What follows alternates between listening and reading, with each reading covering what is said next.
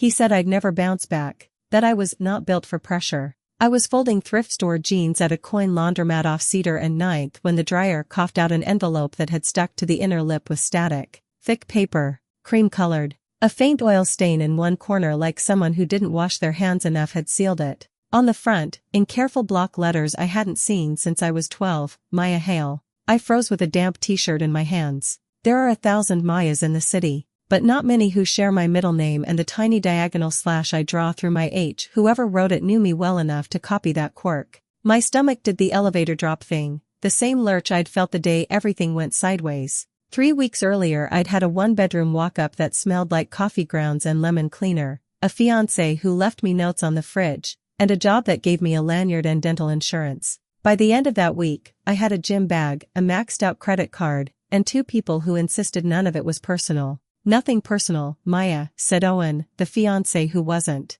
He'd said it in our kitchen without looking at me, one hand on the counter like he needed something solid to keep him upright. People outgrow things. 24 hours later, nothing personal was the exact phrase my manager used when she slid a manila folder across a glass conference table. Restructuring, she said. Your role is being consolidated. She didn't meet my eyes, but she did keep glancing at the VP beside her, the same VP whose car I'd seen outside my apartment on nights Owen said he was working late. I connected those dots too late to save anything that mattered. By Friday, a building manager with pocket change sympathy watched me hand over my keys. You'll land on your feet, he said, like he was tipping me in clichés. I spent the first night in my car, the second on a friend's couch, the third in the back booth of a 24-hour diner pretending bottomless coffee counted as rent. When the laundromat envelope slid free and tapped against my sneaker, I told myself it had to be for a different Maya.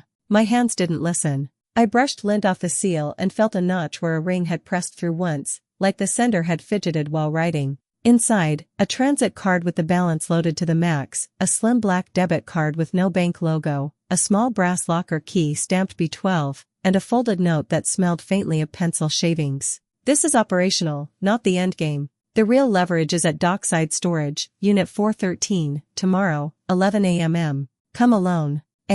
No flourish. No signature I could place, but I knew the initial. Everyone in my family did. A for Arthur, my mother's older brother who taught me how to fix a leaky sink with dental floss and stubbornness, then vanished from our lives sometime between my sophomore year and my college graduation. The grown-up explanation had been words like estranged and unreliable. The kid explanation was simpler. Uncle Arthur stopped coming to birthdays and started being a story adults avoided. I stared at the key and thought about coincidences. How many required keys from a storage place I'd biked past 100 times? How many came with my name on the envelope and an initial that belonged to the only person who ever tucked $20 into my shoe before school and said, "Don't tell your mom, I'm teaching you a principle called emergency fun"? My phone buzzed on the washer with a text from a number I'd blocked and then unblocked because humiliation is a slippery slope. Owen, can we talk? There are things you don't understand. I thought about typing a line that would make him flinch. Instead, I put the phone face down and listened to the washer's hum. Somewhere in the row, a quarter got swallowed and the machine thumped in protest. I was hungry in the practical sense, 2 granola bars left and a cup of diner coffee curdling in my stomach, and hungry in the other way too. For something that wasn't a loss. For proof that I hadn't hallucinated the version of myself who was competent, steady, chosen. The debit card had a number on the back that connected to a robotic voice, balance inquiry received. It read an amount that made my breath catch, $8,000, preloaded. Enough to stop improvising for a few weeks. Enough to think. Dockside Storage was across from the river where the morning mist sits low and the cranes look like prehistoric birds hunting cargo. I knew it because our office used to rent a unit there for event gear. I also knew there were cameras on every corner and a board attendant who noticed more than he let on. I tucked the card into my wallet and the key into the seam above the zipper like I was testing whether anything in my life could be kept safe. I could hear my mother's voice from years ago when I'd asked why Uncle Arthur didn't come around. Some people choose complicated, she'd said, not unkindly. And some complications choose you. The laundromat door chimed and a woman came in with a stroller and a load of family-sized life. I folded my stack of clothes as slowly as I could to look like someone with somewhere to be. My car smelled like clean cotton sheets and last night's fries. I cracked the window and let the air sharpen me. There were obvious reasons not to go. Messages like "come alone" rarely led to healthy life choices. But the envelope had my name, the key had weight, and the date gave me less than 20 hours to decide whether I wanted to keep living like a cautionary tale. I drove to the river around sunset, parked 2 blocks away from the storage facility, and watched. Security carts drifted down aisles like lazy sharks. A teenager hopped the fence, stared up at the camera, and hopped back when a siren chirped, a polite threat. I counted the cameras and thought about blind spots. My job had been content strategy, but it had also been logistics, timing, routes, bottlenecks. This didn't feel like a trap, it felt like a handoff. At 10:52 a.m. the next day, I stood at the dockside counter with my ID, the transit card, and the B12 key sweating against my palm. The attendant slid a log across the desk without looking up from his phone. "Which unit?" "413, I said, trying for calm. "I'm meeting someone." The lie came out with the easy snap of a habit I hated. He glanced at me for the first time, one human clocking another. "Left corridor, 3rd row. Please don't tailgate anyone on the way in." The corridor smelled like dust and cold metal. My footsteps sounded too loud. I passed 411, 412, then 413, a fresh padlock and a strip of blue painter's tape on the latch with today's date written in Sharpie. My heart crawled up into my throat. There was no flourish when I opened it. No briefcase stacked with movie cash fantasy. Just a gray duffel, a banker's box with a cracked lid, and a spiral notebook with my name written across the cover in the kind of block letters you use when a child is learning to read. Under the notebook lay 3 things that didn't belong in a storage unit: a burner phone still in plastic, a ring I recognized even after 3 weeks of trying not to think about rings, and a single Polaroid clipped to a manila folder. In the photo, Owen stood under the neon sign of a bar I'd never seen with the VP who'd taken my job. Their hands were clasped. Their faces were turned just enough toward the camera to make denial a ridiculous sport. The manila folder was labeled in neat pencil. "What they did to you was logistics. What they did to your mother was strategy. Read me first." I sat on the concrete floor because my legs didn't trust me, and because part of me already knew this was bigger than a revenge scrapbook. The envelope at the laundromat hadn't been chance. It had been choreography. I opened the folder. I didn't open it. I know that sounds cowardly after everything. The envelope in the dryer, the key stamped B12, the storage unit with my name in block letters, but I sat on that cold concrete floor and decided to practice the only power I had left, choosing when.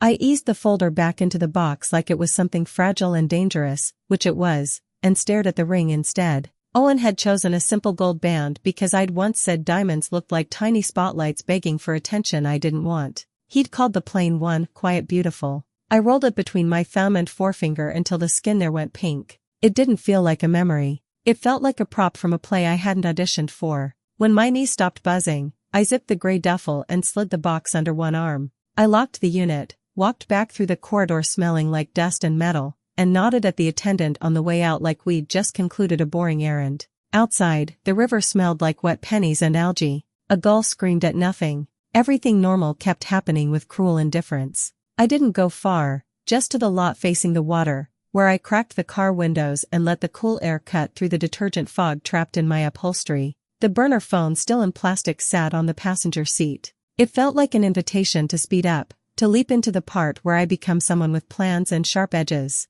Every movie whispers that if you're brave, you move fast. But I was tired of fast. Fast had gotten me a cardboard box of office desk plants and a gym bag of clothes. Fast had handed my life to people who liked me better quiet. So I did slow things. Boring things. I drove to the library because the library has bathrooms you don't have to buy coffee to use and tables where you can sit as long as you look like you're reading. I found a corner facing a window and unpacked the notebook with my name on it. The first page was blank. That felt like a dare, too. My hand hovered with a pen I'd borrowed from the reference desk and then decided on the smallest consonant I could manage. Why now? I expected to cry when I started writing because that's what you see in those how I rebuilt essays that live between sponsored posts. But the crying part had wrung itself out weeks ago, in the diner booth, in the car, on my friend's couch while she pretended to sleep. What came out instead was a list. Money on card equals runway, not solution. Locker key equals trust test? Breadcrumb? Photo equals confirmation, not revelation. Folder equals the heavy door. Rule equals choose when the door opens. My mother used to say that if you can't solve a problem, you can still name its edges. She'd say it while wiping counters or untangling a necklace chain or sitting on the floor next to me when a math worksheet made my head hot. Edges first, she'd say. Then the middle. I wrote edges first at the top of the notebook like a title. At noon, the sun shifted across the window and lit up dust motes like snow that didn't know where to land. A man in a blue jacket fell asleep 2 tables over with his face in a textbook. A librarian taped a flyer to the pillar about a resume clinic on Thursdays. Slow things. Life like static. A comfort I didn't realize I missed until I could feel it again. I texted 2 people. First, my cousin Lena, the one relative who doesn't require me to perform perfect. Are you alive? She'd written 2 days ago. I typed, library. Doing normal. We'll call later. Second, my own number from the burner phone after I finally popped it out of the clamshell. The number saved in my contacts as Maya, now, because I wanted some proof there were 2 versions of me, before and now deserved a place to live that wasn't only a reaction to before. My messages to myself were not profound. Eat something that isn't sugar. Don't open the folder just because you feel guilty about not opening the folder. Use the debit card for socks. Your socks are a situation. The act of making small decisions steadied me more than any dramatic move would have. At 2, I walked to a discount store and bought socks, a spiral of hair ties, a pack of sticky notes, and a jar of cheap peanut butter. I sat on a bench outside and ate 2 spoonfuls straight from the jar while a kid nearby asked his mother if ducks like crackers or if that's just in cartoons. The normalness of the day felt both cruel and medicinal, a reminder that the world doesn't pause just because a private story breaks. Back at the car, the Polaroid slid off the passenger seat and landed face up. Owen's hand was on the VP's wrist, not her fingers, like some intimacy they hadn't bothered to learn in public. I expected the familiar flood, anger, hurt, humiliation, but what arrived was smaller and cleaner, relief that the person who could do that was no longer in the room where I slept. Grief used to feel like a fog over everything. Today it felt like a cloud with edges I could walk around. I drove to the river again and watched a barge crawl past loaded with scrap metal strapped like the world's heaviest gifts. I remembered my manager's voice, thin with performance, when she'd said nothing personal, and wondered if she'd rehearsed it in a mirror. I watched the crane, a methodical giant, lower and lift and lower again. Work that is just work. The idea made my throat tight. The folder waited in the back seat, patient and heavy as a sleeping dog. When it caught the light, the thin cardboard glowed like a shy thing wanting attention. I rested my palm on it without opening, a kind of promise. Not never. Not yet. By late afternoon the hunger in my head had softened into the kind that means food will help instead of just keep you upright. I went back to the diner and chose a booth where the sun slid across the table and warmed my forearms. The waitress, same as last week, recognized me with a nod that managed to be both brisk and kind. You look better, she said, scribbling a coffee. I bought socks, I said, and we both laughed like that counted as a life update. When the coffee arrived, I did one brave thing that wouldn't burn me. I opened the spiral notebook, not the folder, and wrote a letter I didn't plan to send. Dear Owen, I don't forgive you yet. I don't even know if forgiveness is the right word. I am returning the ring to the universe by wearing it for a week on a chain and then dropping it into a body of water that doesn't care about my story. Not because I'm dramatic. Because objects shouldn't keep jobs that relationships failed at. Also, you lied to me about loving quiet things. I am a quiet thing. And I am not your lie. I closed the notebook and felt the smallest internal shift, like a door opening onto air. Not the heavy door. A smaller one I got to choose. When the sun set, I drove the folder to a place I trusted to be boring, a bank with safe deposit boxes and fluorescent lighting that makes everyone look like they've been awake for 3 days. I rented a small box, slid the manila inside, and kept the key on a lanyard under my shirt. The attendant asked if I wanted to add a second authorized user. No, I said, and the word felt like a spine. I slept that night in my car without the usual startle-awake terror. The folder wasn't in the back seat breathing. It was in a vault 2 neighborhoods away waiting, on my timeline, not anyone else's. Tomorrow I might open it. Or I might not. Today I chose edges first. The middle can wait. The bank's vault door closed behind me with that submarine hush that makes everything sound like you're underwater. Fluorescent lights, a metal table, a chair that wobbled if you leaned too far left. Boring on purpose. Good. I took the small steel box, set it down, and didn't sit. I wanted to meet the folder standing up, like 2 people in a hallway deciding whether to pass or collide. I slid out the manila. The pencil title, What They Did to You was logistics.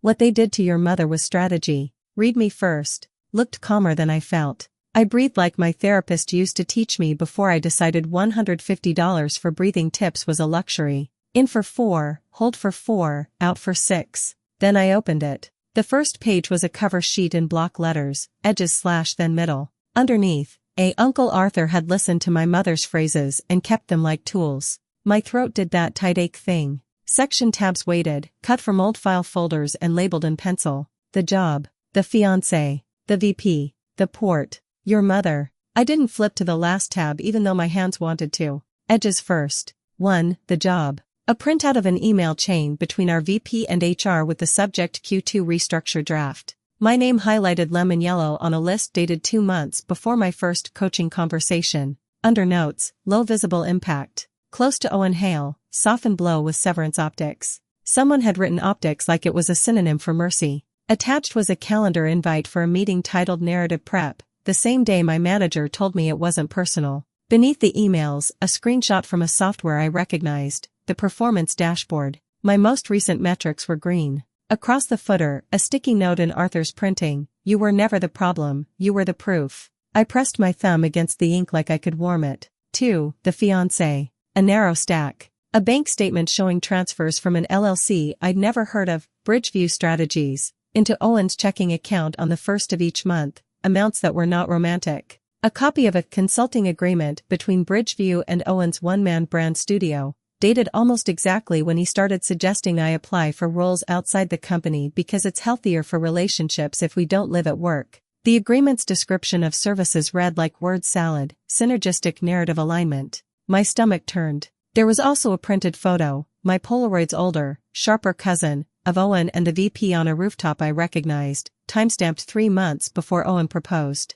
Pinned to the stack, a short note in Arthur's hand. I tried to warn you without blowing up your life. I was wrong to try to be surgical. I'm sorry, kid. I put the note back like it was fragile and chewed the inside of my cheek until I tasted metal. It wasn't just betrayal, it was payroll. 3. The VP. An org chart with lines drawn in pencil, then erased, then redrawn. A web of boxes connecting our VP to Bridgeview Strategies, to a PR firm that handled crisis comms for the Port Authority, to a city council aide whose last name I recognized from a yard sign. Beneath, a procurement schedule, public record, Arthur had stamped public, with a contract circled, Port Community Engagement, $2. 1M in the margin, awarded to PR firm where VP's brother is senior partner. Next to that, you were a liability once you asked about the port project budget. See your email October 3rd. I remembered that email, the day I'd asked why our team ate the cost of last-minute revisions for a client we weren't supposed to be billing.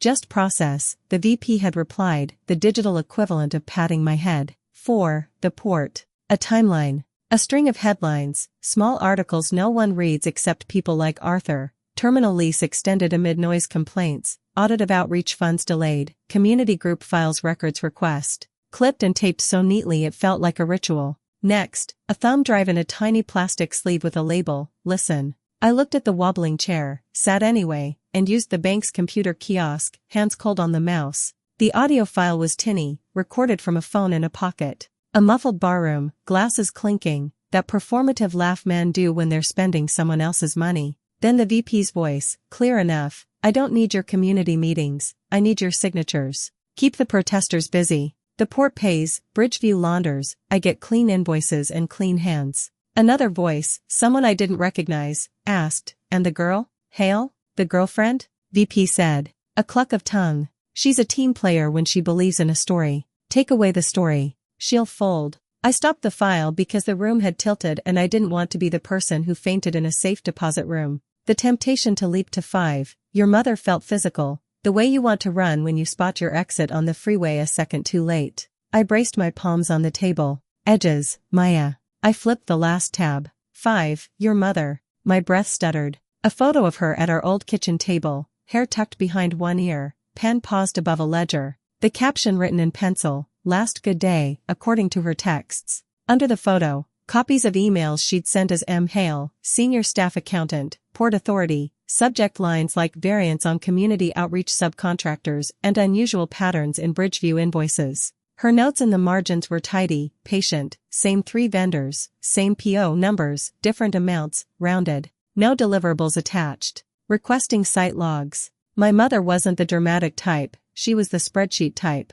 The next pages were the stress marks of a person trying to fix a machine that didn't want fixing. Her formal request for an internal review, the HR reply thanking her for raising her voice while informing her the matter would be handled at the appropriate level, the calendar invite for a meeting she left early and came home from Pale. Then the report, short-term disability approved. The doctor's letter, acute stress reaction. The date, 3 weeks before the day she slid on black ice walking to the bus and fell hard, a concussion she shrugged off because she had to get to work. She died 2 months later from a clot they said wasn't anyone's fault. No villains, just ice. The folder didn't accuse anyone of murder. It didn't need to. It lined up the cause and effect like dominoes: pressure, isolation, dismissal, collapse. At the back, under a paperclip, a letter on thin paper. Maya, I'm sorry I disappeared. I thought if I got loud, they'd take it out on you. I tried being quiet and gathering proof. I waited too long to put it in your hands. The portemonnaie is the spine.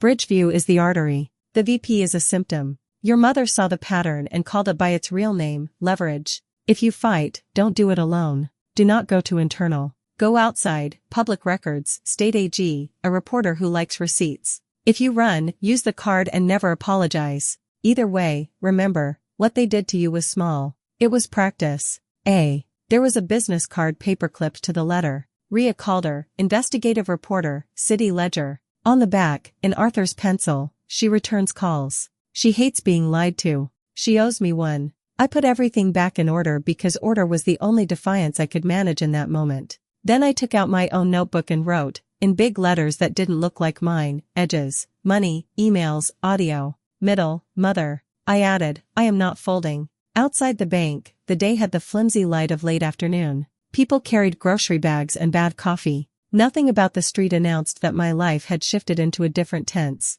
I stood there with the key warm against my sternum and knew two things at once. I was terrified, and I was done being quiet. On the burner phone, I typed the number on Rhea Calder's card. My thumb hovered. I heard my mother's voice in memory, edges first, and hit call. The line rang twice. Calder, she said, sharp, awake. I have receipts, I said. And a story that starts at the port. Rhea didn't waste time with sympathy. A control question, she said, voice crisp, is one you already know the answer to. You ask it to test honesty and see what they improvise under pressure. Keep it narrow, factual, time-stamped. If he lies, you've got pattern. If he dodges, you've got fear. We were on a bench 2 blocks from the paper, the kind of city furniture that slants just enough to keep you from staying too long. She held my photocopies like playing cards, glancing, stacking, sorting, the email thread with my name highlighted, the Bridgeview consulting payments to Owen, the port procurement schedule with the PR firm circled. She didn't touch the audio yet.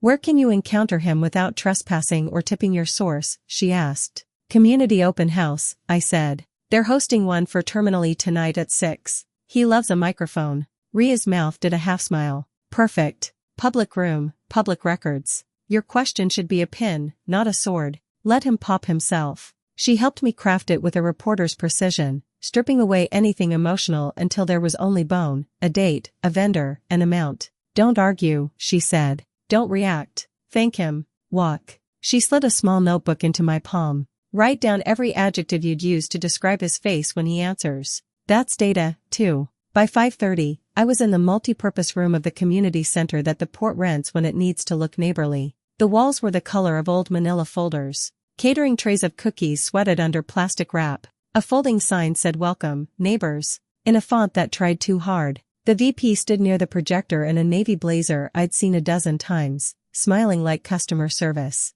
Beside him, a PR rep with a clipboard and theater kid posture, and 2 port staffers arranging maps of the terminal on poster boards. I took a seat 3 rows back, dead center. The burner phone slept in my bag. Rhea had been clear, no secret recording, not yet, not here. If he wants to perform, she'd said, let him. The presentation was a gloss of upbeat language and aerial photos, efficiency, good jobs, listening, mitigating impacts. He gestured with his whole hand, not a finger, the move he used when he wanted to read as collaborative. I wrote my adjectives for later, lacquered, pleased, almost bored. Questions, he said at the end, palms open like Moses parting optics. I stood. My heart went up into my mouth and beat there like it was trying to chew its way out. Edges first, I told myself. Then the middle. Thank you, I said, and my voice didn't shake. My name is Maya. I worked on port communications until recently. His head tilted a degree, recognition tuned to politeness. Can you clarify when Bridgeview Strategies stopped billing for community outreach hours at Terminal E?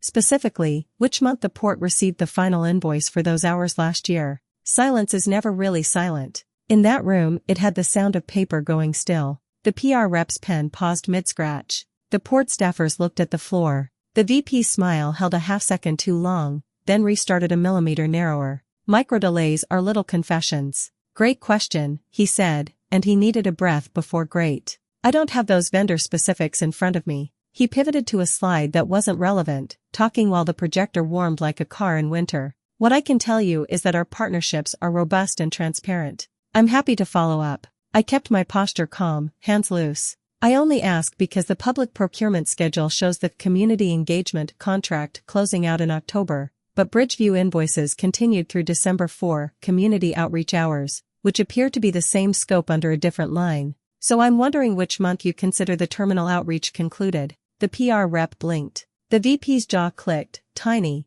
but there, and a crease appeared between his eyebrows. The one I used to see when he was approving expenses he didn't want to admit he understood. As I said, he replied, the specifics of vendor billing are handled by the Port Authority. We provide deliverables, they process invoices. If there is confusion, it's a clerical categorization. So November? I asked, still pleasant. A pin, not a sword. We'll follow up, he said, too fast, too thin. He turned to the room with a politician's pivot. Other questions? 2 men asked about truck routes. Someone asked about noise ordinances. I sat down and wrote my adjectives as instructed, lacquered cracked, pleased pinched, bored alert, underlined, follow up, X3, clerical, categorization. I underlined November twice. When it ended, the PR rep made a beeline for me with a smile like a warning. Maya, so nice to see you. Are you consulting these days? On socks, I said before I could stop myself. Her laugh was an octave too high.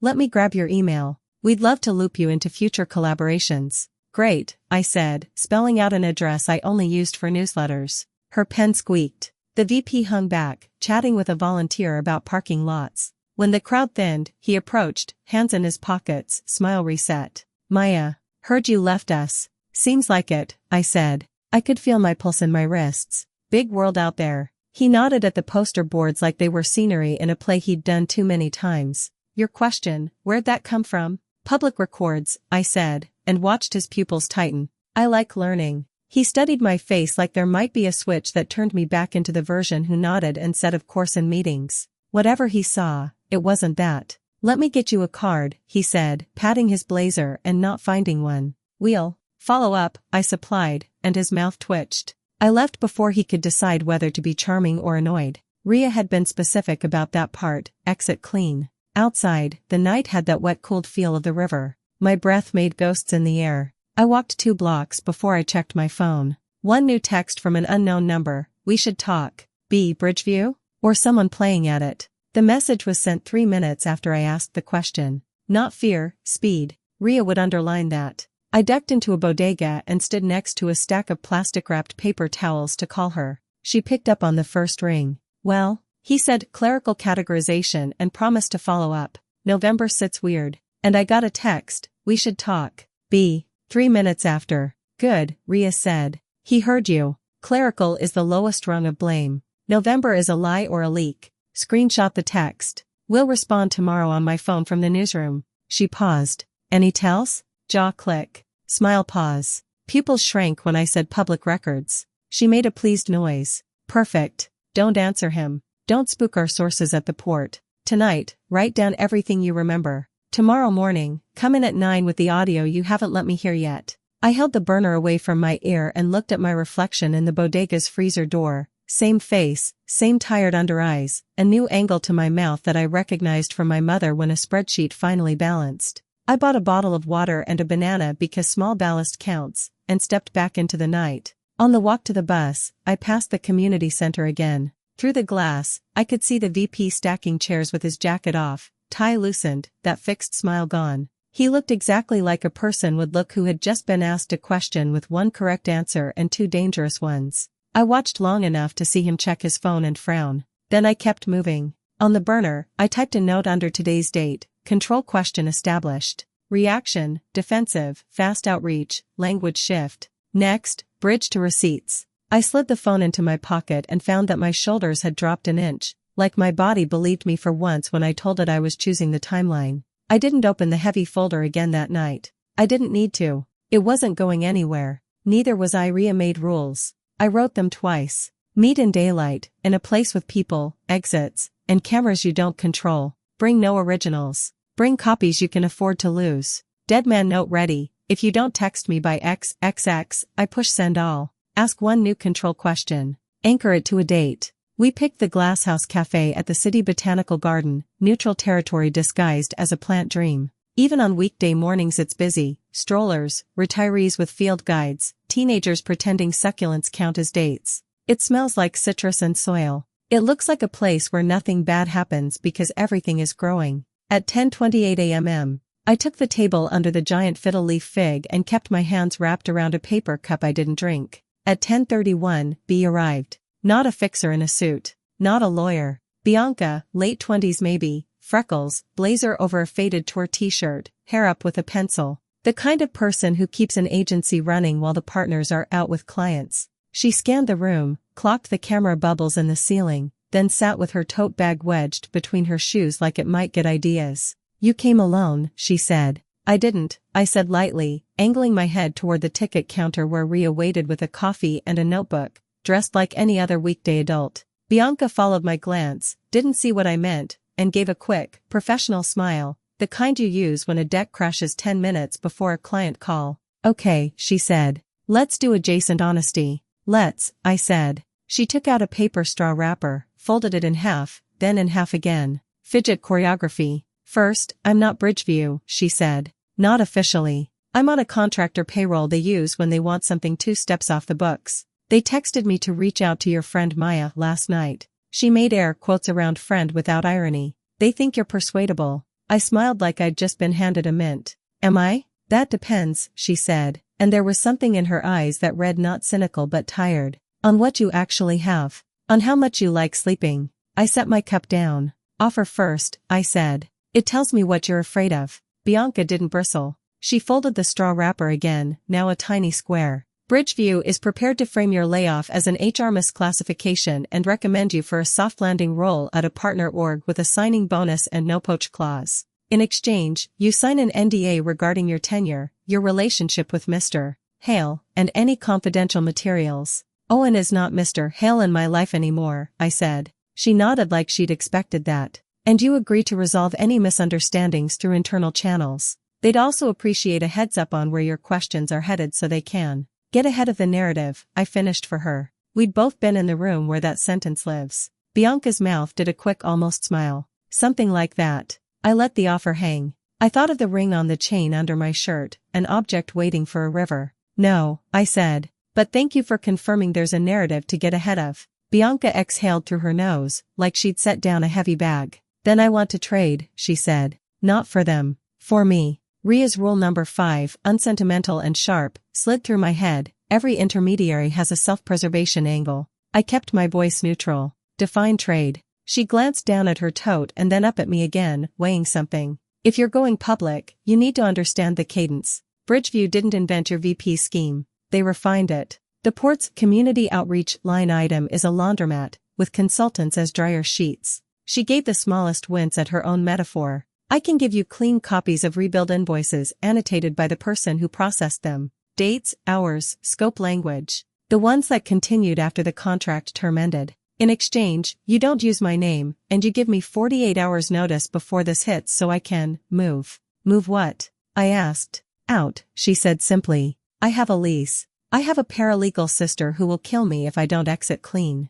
I didn't answer right away. The greenhouse hum had a soft, living quality, misters clicking on, children laughing in the cactus room where no child should laugh. I could see Ria's reflection in the cafe glass, looking at a brochure but really watching me. Control question, I said. Last fall, November 14th, how many hours did Bridgeview bill the port for community outreach at Terminal E, and under what purchase order? Bianca didn't blink. 84 hours, she said. Under PO 99073C. It should have been under 98,651, but 98651 was maxed. They split it under Advisor Sinks and Community Liaison because Community Outreach had technically closed.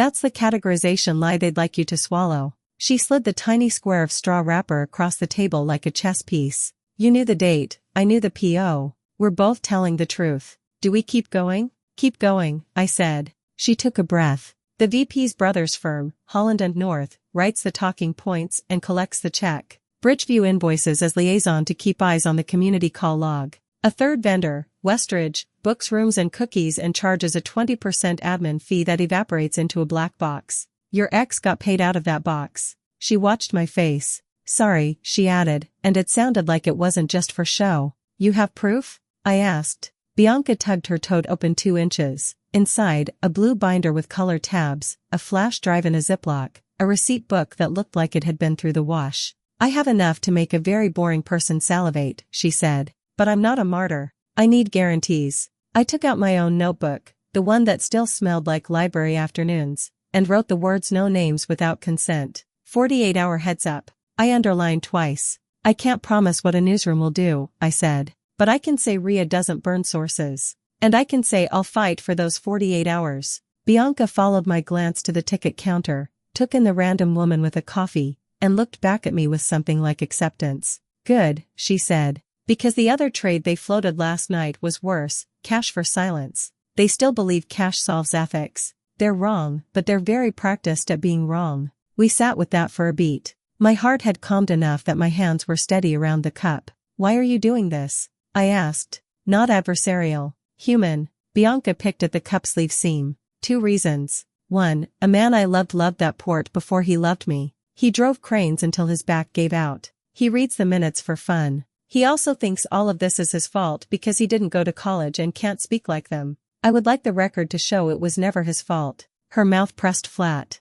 2. I doodle PO numbers when I'm anxious. That's not a metaphor. It means I'm complicit if I don't stop being useful. Okay, I said. Then here's mine. I don't want a soft landing or an apology tour. I want what my mother wanted, to call things what they are and have the room not punish you for it. Bianca's eyes flicked. Your mother, she's the accountant who. I nodded. Edges first, I said softly. We made the exchange like people in a non-thriller, quietly, casually. She slid the blue binder into a plain grocery bag. I slid a copy of the audio transcript across in a manila envelope labeled succulents because sometimes petty feels like armor. Neither of us touched the flash drive yet. She would email, I would route it to Rhea from the paper's server, not my phone. Rules. On the way out, we stopped by the koi pond where the water was so clear you could see each fish thinking. Bianca tossed in a pellet from the dispenser and watched the surface break. 48 hours, she said. I'll text, I said. From the newsroom. She walked away without looking back, which told me she was serious about leaving.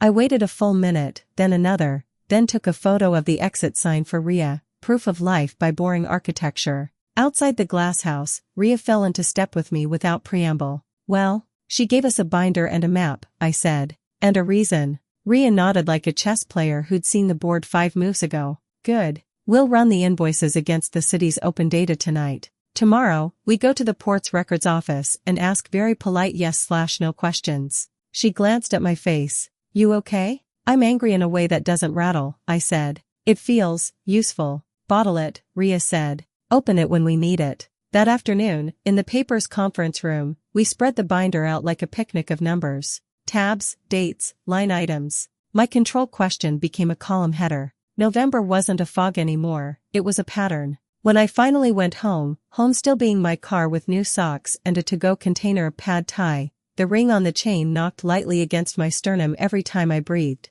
I thought about the river. I thought about the last part of the story my mother didn't get to write. I set a calendar alert, Saturday, 7 a.m., bridge. My phone buzzed once, a text from an unknown number, not B this time. We see you. Be smart. No signature. I screenshotted, forwarded it to Rhea, and tucked the phone under my thigh like a small, warm animal. The night felt quiet without being empty. The middle was here. Rhea scheduled the story for 7:01 a.m. because, she said, power hates breakfast surprises. At 6:55, the conference room smelled like newsprint ghosts and burnt coffee. Screens glowed with drafts and spreadsheets. Our ugly beautiful binder of invoices opened to the tab that made November stop being a fog and start being a number. We hit the deadman texts. Bianca's 48-hour window honored. My cousin Lena pinged with a don't freak out warning. the bank safe deposit key warm against my sternum, and then everyone went quiet the way people do before a countdown. At 7:01, the homepage shifted.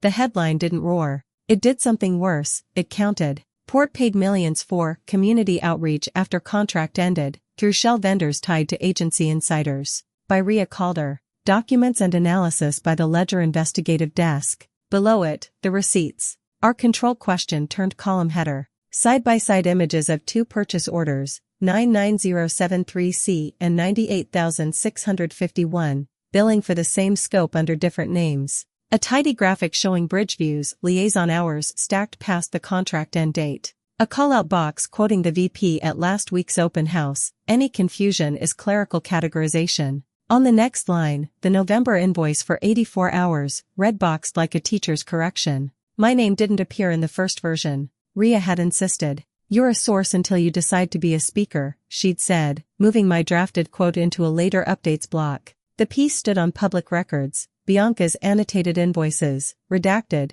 and the audio Rhea verified with two separate ears before using a single sentence of it. I don't need your community meetings, I need your signatures, attributed to a senior executive at the port's communications contractor. At 7:06, the newsroom Slack lit up. Tip emails pinged. A longshoreman wrote, we told them the listening sessions were theater. A city controller staffer sent 3 PDFs. My phone buzzed with a text from an unknown number that might have been Owen's new line. Can we talk? This is a misunderstanding. I turned the screen face down. By 7:25, the port spokesperson issued a statement that read like it had been written at 3 a.m. We take these allegations seriously, and announced an internal review, which Rhea highlighted with a sidebar explaining exactly why internal wasn't enough. At 7:40, the city attorney's office tweeted that it had opened a formal inquiry. The tweet used the word subpoena like a weather report. At 8:02, a second Ledger story dropped, conflicts at the edges, the VP's brother's firm collecting community engagement checks while writing the port's talking points.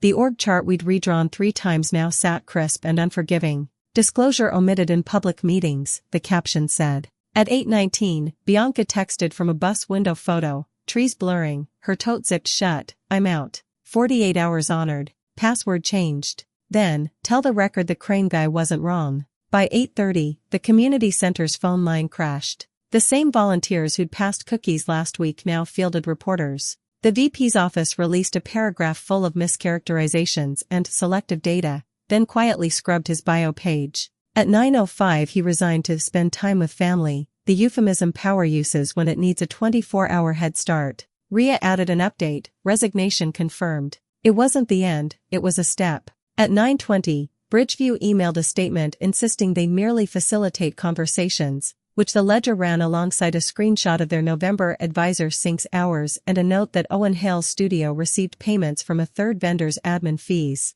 The paper didn't name Owen, it named the mechanism. It turned the spotlight away from my domestic indignity and onto the plumbing. At 10 o'clock, Union Local 312 called a press conference in the parking lot near Terminal E. Dock workers in orange vests stood behind a microphone as forklifts beeped somewhere out of frame. Their shop steward, a woman with steel gray hair and a voice like a warning bell, held up the Ledger printout. If the port wanted to listen, they could have listened to us, she said. Instead they paid consultants to take notes on our accents. Her line made the noon news. By noon, the council scheduled an emergency oversight hearing. Lena texted a string of fire emojis and then a proud of you she tried to bury with a meme. Rhea slid her glasses into her hair and gave me a look that wasn't a smile but lived near one. This is where it gets stupid, she said gently. Stupid is where we stay accurate. The stupid arrived at 12:37, a lawyer letter from Holland and North, the VP's brother's firm, accusing the Ledger of defamation on behalf of a private citizen unfairly maligned by implication.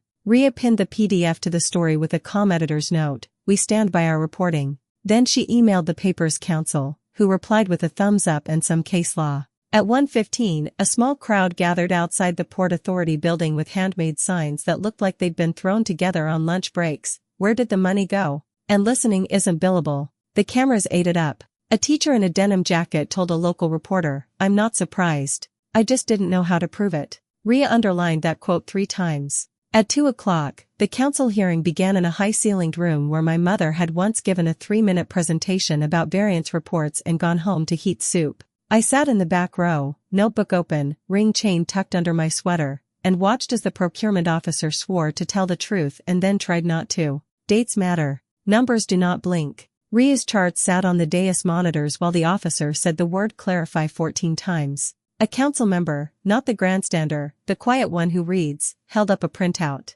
On November 14, she said, the port paid for 84 community outreach hours under PO 99073C after the contract closed. Can you explain how clerical categorization produced additional labor? The room did that not silence again. The officer swallowed. We'll need to follow up, he said. Micro delays confess. At 3:06, the state AG's office filed formal preservation notices with the port and Bridgeview. Ria's phone buzzed. She showed me the message, hold everything. They're moving. 10 minutes later, the ledger posted a photo of records clerks wheeling boxes down a hallway while someone in the background tried to look casual about their panic. At 4:12, Owen texted again from a new number. I'm being dragged into something I didn't understand. I loved you. I typed and deleted responses. Then I wrote one sentence. Please direct all statements to the ledger's legal team. I hit send and felt the first clean breath I'd had in months. By 5, the comment section had turned into a fight I didn't need to referee. The paper stuck to facts. The union announced a vote of no confidence in the port's leadership. The mayor issued a statement about restoring trust, which Ria appended with the amount his campaign took from contractor families. Public record, unblinking. At 6, we walked out of the newsroom into a golden hour that made even ugly brick look kind. Lena called, voice teary and fierce. Your mom would have hated cameras, she said, but she would have loved this sentence where the numbers line up. I stood on the sidewalk and felt the day tilt toward night without the old drop in my stomach. The ring tapped my sternum with each breath, not a shackle, a metronome. The fallout wasn't fire and handcuffs, real life prefers paperwork and hearings, but it was public. It was a room that didn't punish you for calling a thing by its name. We didn't celebrate. We ate noodles from white cartons at our desks while the second-day stories queued up, audits reopened, contracts frozen, the VP's resignation morphing into an ethics referral. Bianca sent a single text, tell the record thank you for counting. I forwarded it to Ria. She replied with a screen of green checks and one line, edges middle daylight. At 10:03 p.m., the ledger updated the story with 5 words that made my hands shake in a way I didn't hate. Source goes on the record. Under it, my quote. What they called clerical was strategy. My mother taught me numbers are names. They tell you who was in the room. We listened. I closed my notebook. The quiet had broken. This time, it broke in the right direction.